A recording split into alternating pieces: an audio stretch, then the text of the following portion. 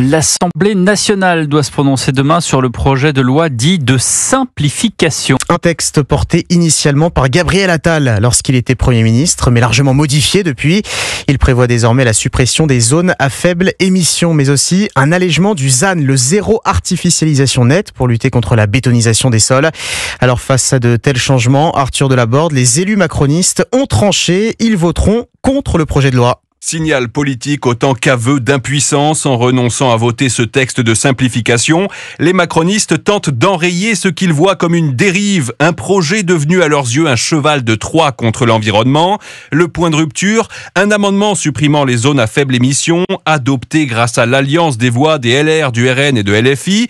Trop c'est trop pour les fidèles de Gabriel Attal, d'autant que l'objectif de zéro artificialisation nette des sols a lui aussi été affaibli. Résultat, le camp présidentiel fait bloc contre un texte pourtant soutenu par leur chef de file lorsqu'il était à Matignon, à l'origine pour répondre à la colère des agriculteurs. Le texte devrait donc être rejeté aujourd'hui, avant un retour en commission mixte paritaire avec un rapport de force défavorable aux macronistes. Et si la suppression des ZFE était maintenue, il ne leur resterait qu'un dernier recours, le Conseil constitutionnel, pour tenter de sauver la face et ce qu'il reste de leur bilan écologique. Arthur Delaborde du service politique d'Europe 1.